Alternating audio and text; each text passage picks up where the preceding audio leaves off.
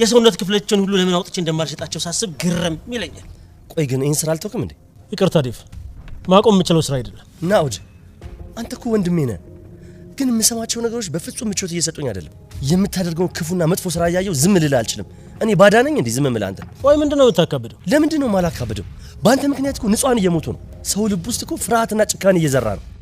በትንሽ ጉልበት ለምታገኘው ገንዘብ ብለህ ይህን መጥፎ ስራን ካላቆምክ አሁንም ቢሆን እናገራለሁ።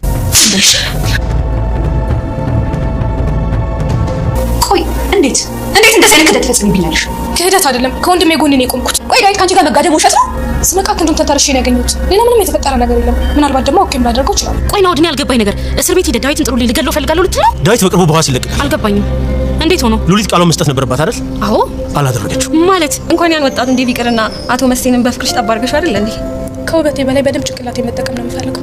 ቀጥሎ ውድቀት ይኖረኝ ስኬት ምንም አላውቅም፣ ግን ደግሞ ያመንኩበትን ነገር በደንብ አድርጋለሁ። ኧረ እኔ እንደዚህ አይነት ሀሳብ ውስጥ መግባት አይመቸኝም። ህይወቴ ሲምፕል እንዲሆን ነው የምፈልገው። ጀስት ያው ቆንጆ ህይወት እንዲኖረኝ ነው የምፈልገው። ታውቂያለሽ፣ ለዛ ደግሞ የሆነ ዲታ ያስፈልገኝ። ምንድን ነበር አብሬክ ሰራ የነበረው? ለነፍሴ ለጽድቅ ይመስልሃል እንዴ? ከማበድ አዳንኩሽ እኮ። ይሄ ላንቺ ከበቂ በላይ። ስለዚህ እኔ መጠቀሚያ ነበርኩ ማለት ነው። አንተ ዳዊትን መበቀል ትፈልጋለህ። አንተ እሱ ላይ ለምትወረውረው እያንዳንዱ ጠጠር ሮዛ መጠቀሚያ ወንጭፍህ ነበረች ማለት ነው። ከብዶች ልታብጂኝ እንቺ ነበር። ፈጣሪ ምስጋና ይግባውና አሁንም በህይወት አለሽ። አንቺ ግን ውለታ ቢስ ስለሆንሽ አሁንም እኔን ለመውቀስ ትነሻለሽ። እኔ እየወቀስኩ አይደል። ያቺ ቀና ልብ ያላት ትንሿ ልጅ የሁላችሁንም ሀሳብ ገደል ከተተችው። እስካሁን እኮ ነፃ ነህ አልተባልክም። አዎ ነፃ አይደለሁም። ስለዚህ በማንኛውም ሰዓት ሉሊት ሀሳቧን ከቀየረች ተመልሰህ ልትገባ ትችላለህ። ችግር የለብኝም። እዛም ብሆን ሰላም ሆናለሁ። ምክንያቱም እናንተ እዛ የላችሁ። እኔ ነው እንደዚህ ብለህ የምትለኝ? ክፉ ደግ ብለን የምንተው ነገር የለም። ሉሊት ከጎናችን እስክትሆን ድረስ የሚደረገውን በሙሉ እናደርጋለን። እናትየዋ ላይ እርምጃ እንወስዳለን። አንተ ግን በይ አውጪ ልጅ ያማል አይደል? ከዚህ ውጭ እኮ ነው የምልሽ። ሉሊት ብዙ መስዋዕትነት ከፍሎ እዚህ ያደረሰኝ ወንድሜን በተካሻ ነገር ምንም ባልተፈጠረ ነገር ከስሼ እድሜ ልኩን አላሳስረውም በማለት ለሮዛ ተናገረች። ሮዛ ደግሞ ይሄ ነገር አንቺ እሱ ብዙ ነገር ያዝና ያሳለፈ ሰው ነው፣ አንቺ ገና ምንም ያላየሽ ህፃን ጨቅላ ወጣት ነሽ በማለት መገፋፋቷን ቀጠለች። ሉሊት ህሊና ይሄን ነገር አይቀበለውም፣ እሱ ንጹህ ወንድሜ ነው በማለት መለሰች። የሔዋን ወንድም ደግሞ በህይወት መኖርም የለበትም ወይ እድሜ ልኩን መታሰር ወይ ደግሞ መሞት አለበት በማለት ሽጉጥ ላዩ ላይ ደቀነ። ሰላም ጤና ይስጥልኝ ውድና እየተከበራችሁ በመላው ዓለም ያላችሁ የተወደዳችሁ እግዚአብሔር ይመስገን ደህና ነኝ። ትንሿ ሙሽራ ወይም ደግሞ ባሏ ሙሽራ ይዞባት የመጣ ክፍል 71ን አብረን እናያለን። ሮዛ ሉሊትን እንኳን ደስ አለሽ ሉሊትዬ፣ ስለምን ሆኖ ደስ የሚለኝ? ዳዊት ሊፈረድበት አይደል እንዴ? ሊታሰር አይደል? በፍጹም በዋስ ሊለቀቅ ነው፣ አይታሰርም። እንዴት እንደዛ ይሆናል? ምክንያቱም እኔ ወንድሜ ልጄ ደፍሮኛል ብዬ በፍጹም ልከሰው አልችልም። ነገር ቢያጠፋ እኔን እንደዚህ ያደርገኛል ብዬ አላስብም። ብዙ መስዋዕትነት የከፈለልኝ ወንድሜ ነው፣ ለሱ ውድ እህቱ ነኝ ስትላት ሮዛ በጥፊ ነበረ ሉሊትን የመታቻት። ሮዛ ፍላጎት ሁልጊዜም ተንኮለኛዋ ሮዛ ዴቭ ወይ እንዲገደል ወይ ደግሞ እድሜ ልኩን እንዲበሰብስ ብዙ ጊዜ ጥራለች። ብዙ ጊዜ በዱርዬዎችም አስደብድባለች። ከዚህ በፊትም እንደዚሁ ዱርዬዎች ቀጥራ ዋንትሮ ደርሶ ባያድነው ኑሮ እንዲሞትና የት እንደወደቀ እንዳይታወቅ ልታደርግ ብዙ ጊዜ ደጋግማ ሞክራለች። ነገር ግን አልተሳካላትም። ሉሊትን መገፋፋት ላይ ናት፣ እንድትፈርድበትና እንዲከሰስ እሷ እንድትፈርም። እንደዚህ አይነት ክህደት ትፈጽሚብኛለች ስትል ነበረ ሮዛ። ምንም አይነት ክህደት አይደለም፣ እኔ ከወንድሜ ጎን ነው የቆምኩት። ዳዊት ከአንቺ ጋር መጋደሙ ሊካድ ነው እንዴ ትላለች ሮዛ። በፍጹም። ከእንቅልፌ ስነቃ ክንዱን ተንተርሼ አገኘሁት፣ የተፈጠረ ነገር የለም። ስለዚህ ምን ብዬ ልክሰሰው? ምናሃት አንድ ላይ ቢተኙ ወይ ደግሞ ወንድሜ ክንድ ላይ ራሴን ባገኘው ችግሩ ምንድን ነው? አመት በወንድሟ መታቀፍ ትፈልጋለች። ሰው በወንድሙ መታቀፍ ደግሞ ነውር አለው እንዴ? መወለድ ቋንቋ ነው ሲባል አልሰማሽም? መወለድ ብቻ ወንድም ወይም እህት ሊያስብል አይችልም። እሱ ወንድምነት በችግሬ ጊዜ ከጎኔ መቆሙ ነው። ከብዙ ወጥመድና ከሞት ገበታ አድኖኛል። ክደው አልችልም፣ ህሊናዬም አይፈቅደው ትላለች ሉሊት እንደለመደችው። አጭበርባሪዋና ተንኮለኛዋ ሮዛ ከዚህ በፊት ከዚያ ቤት ወጣ ጎዳና ለጎዳና ስትንከራተት የነበረችዋ በሔዋን ወንድም አማካኝነት እዛ ገብታ አሁንም ህይወታቸውን መበጥበጥ ጀምራለች። እንጂም ሆንሽ እሱ እኔን ከእኔ መከላከል አትችሉም፣ የማደርገውን አውቃለሁ እያለች ትዝታለች። የሔዋን ወንድም ናኦድም ዳዊት መሞት አለበት እያለ ይዝታል። ምን ማለት ነው? እስር ቤት ሂደህ ዳዊትን ፍቱልኝ ወይ ደግሞ ፈልጋሉ ልትል ነው? ምን እያልክ ነው? እያበድክ ነው እንዴ? እሱ በቅርቡ በዋስ ሊለቀቅ ነው። ይለቀቃል። ሉሊት እኮ ቃሏን መስጠት ነበረባት። ቃል አልሰጠችም። አስፈራርሷት ወይም መብዳ መሆን አለበት። እንዴት? ምን ነክተዋት ነው ሉሊት በዚህ ልክ ክብሯን ላቆሸሸ ሰው እንዴት ትራራለች ትላለች ሔዋን። ሮዛም ስትቅለሰለስ መጠርጠር ነበረብኝ፣ የማትረባ ልጅ ናት ይላል የሔዋን ወንድም። እኔ የምለው የአንተ መናደድ በዚህ ልክ ምንድን ነው? ሮዛና የሔዋን ወንድምም ክርክራቸው ገጥሟል። አሁንም በባዶ እጄ ልወጣ ነው እንዴ? እቅዳችን ከሽፏል ትላለች። ስላንቺ ምን አገባኝ ይላል የሔዋን ወንድም።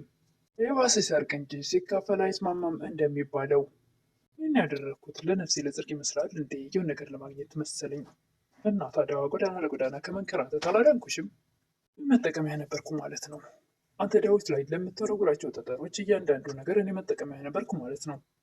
ህይወት ሰጠሁሽ። እስካሁን እኮ አብረሽ ነበረ ጎዳና ለጎዳና እየተንከራተትሽ።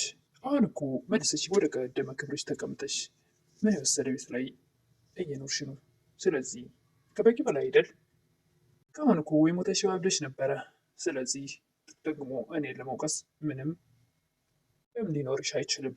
ዳዊት ምን ያክል እውነታ እንዳለው ለሔዋን እያስረዳትና ትውስታውን እያሳያት ነበር። ወንድሟ ምን አይነት ጨካኝና በሽርፍራፊ ሳንቲም ወንድሞች ሰዎችን አሳልፎ እንደሚሸጥ፣ ነገር ግን የራሱን ገልብጦ ወደ ዳዊት ነበረ ለሔዋን ሲያስረዳ ሲነግራት የነበረው። ሰዎች ሰው በላ እንደሆነ ለገንዘብ ሰውን አሳልፎ እንደሚሰጥ ሲነግራት የነበረው የራሱን ወደ ዳዊት ነበር ገልብጦ ሲያስረዳትና ሔዋን እንድትጠራው አድርጎ የነበረው። ነገር ግን ይሄ ስራ የራሱ የሔዋን ወንድም ነው። አሁን መርምረሽ ስትደርሽበት ያኔ ራስሽን ትጠይዋለሽ ነው ብዬ አሁን ልነግርሽ አልችልም። ራስሽ መርምረሽ ትደርሽበት ወንድምሽ ምን አይነት ጨካኝ ሰው እንደሆነ ሲገባሽ ያኔ ትረጃለሽ። ቆም ብላ ማሰብ ጀመረች። እንድጠራጠር እያደረግኝ ነው። ሔዋንም ሳታስበው ዳዊት የነገራት ነገር በግልጽና በጆሮዋ ሰማች። ወንድሟ ሉሊት ከጎናችን እስክትቆም ድረስ የምከፍል እንድትሰራ የማዝን አይደል እንዴ? ስለዚህ እናቷ ላይ እርምጃ እንወስዳለን፣ እሷንም መከታተል አለብን እያለ ሲያወራ ወንድሟን አዳመጠችው። እንዴት አይነት ኩሩ ወንድም አለኝ በማለት እጅግ በጣም ዳዊት ላይ ያደረገችውንና እንደዛ አስታንቋሽ የነበረውን ነገር እጅግ በጣም እንደጸጸታት፣ ደብን በሐሰት ከሱ ወንድሟ ምን አይነት መጥፎ ሰው እንደሆነ ከምድር ላይም ሊያጠፋው እንደሚፈልግ ወይ እድሜ ልኩን እንዲታሰር ወይ ደግሞ እንድሞት የሚፈልገው ወንድሟ ለካስ ያለ አንድ ነገር እንዳልሆነ ሔዋን ተረዳች። ናሆል ተብዬውም ወንድሟ የሰማሽው ትክክል አይደለም፣ እውነት አይደለም ይላል። የሰማሁት እኮ ከሌላ ሰው አይደለም ከራስህ ከአንደበትህ ነው። ደብ ልካ እውነቱን ሳይሆን አይቀርም። እሱን ለመጣል የምትሄድበት ርቀት ከክብርህም ጋር ከማንነትም ጋር አለ ብለህ ከምታስበው ስብዕና ጋር በጭራሽ አይመደብም። ሔዋን በቀላሉ የወንድሟን ክፋትና ተንኮል አወቀች። ደብ የነገራት በቃሉ ብቻ ሳይሆን በተግባርም ያሳለፉት እንዴት እንደነበረ ደብ እነዚህን ሰዎች መጨረስ ካላቆም ከኔ አሳልፌ እሰጥሃለሁ የሚለውን ቃላት ሁሉ አሳይቷት ነበርና ብዙም ሳይውል ሳያድር ወደ አሁኑ ነበረ ሔዋን ከወንድሟ አንደበት የሰማችው። የሉሊት እናት ላይ እርምጃ እንደሚወስድና ሉሊትንም የሚከታተላት ሰው ገንዘብ ከፍሎ መግቢያዋን ሔዋንም የወንድሟን ተንኮልና ክፋት ስለተረዳችው እኔንም ሉሊትንም ለአንተ መጠቀሚያ ልታደርግ እየፈለግክ ነው? ቃል ስላልጠበቀች ብቻ እናቷን ልታስገድላት ነው? ዳዊት እስከሚወርቅ ድረስ ምንም ነገር ከማድረግ ወደኋላ አልልም። ጥርስ የማይገለጥ ሉሊትና የሉሊት እናት ላይ አንድ ነገር ቢደርስ እህት አለኝ ብለህ ሁለተኛ እንዳታስብ፣ አጠገብም እንዳትደርስ በማለት ሔዋን ዳዊት ያላትን ነገር ሳይውል ሳያድር አየች። የዳዊትን ደግሞ እውነት እንዳለውና ምንም ያለ ክፋቱ ክፉ እንደተባለ ያለ ስሙ ስም እንደተሰጠው ሔዋን ተረዳች። አይደል ወንድሜ፣ የምታሳፍር ሳይሆን የምታኮራ ወንድም አለኝ ብዬ ነበር፣ ነገር ግን አይደለም። እኔ አንተ እንደዚህ ሆነህ ከማይህ ግንባር ላይ ተሰውቶ ሞተ የሚለውን የደብተራ ተረት እሱም ባይ እመርጣለሁ እያለች ሔዋን እንግዲህ ብስጭቷን እጅግ በጣም ወንድሟ ፊት ገልጻለች። የሔዋን ወንድም ለካስ ደብ እንድታሰር ወይም ደግሞ እንድሞት የሚፈልገው የእሱን ክፋትና ተንኮል ተዘርዝቦ እንዳይወጣበት ነበር። የራሱን ክፋት ወደ ሰው ገልብጦ ያለ ስሙ ስም ሲሰጠው የነበረው። ሮዛም ሉሊት መጠቀሚያ ለማድረግ ሉሊትን ትገፋፋታለች። እሱን ለማጥቃት ከፈለሽ ሌላ ምክንያት ተጠቀሚ፣ እኔንም ግን እዚህ ውስጥ አታስገቢኝ። ይህ ለሁላችሁ መገልገያ ቃል ሊሆን አልችልም። በስተ መጨረሻም የሔዋን ወንድም ደብ ከዚህ ዓለም ወይ ደግሞ እስር ቤት እስከ መጨረሻው ካልበሰበስ ወይ ገድዬ ካልተገላገልኩ እኔ ሰላም አላገኝም በማለት ደብ ላይ ሽጉጥ ደግኗል። የዛሬው እንግዲህ ትንሿ ሙሽራ ወይ ደግሞ ባሏ ሙሽራ ይዞባት የመጣው ሚስት ይህን ይመስል ነበረ። በሐሰት ሲከሰው የኖረው ደብን ሔዋን አወቀች። ደብን ሁለተኛ ላየው አልፈልግም ብላ አዋርዳና አንቋሻ ብዙ አስቀያሚ ቃላቶች ተናግራ ከፍ ዝቅ አድርጋ ስትናገረው ታጋሹ ደብ ብዙም አለፈልፍም አልተናገርም ነበረ። እውነቱ እስኪወጣ መርምራ እስክደርስበት ጊዜ ሰጥተውት ነበር። ነገር ግን አሁን ሳይውል ሳያድር የወንድሟን ክፋትና ተንኮል ገዳይ ራሱ እንደሆነ አየች። ደብ ገዳይ ነው። ደብ የሰው ገንዘብ ቀማኛ ዘራፊ ነው።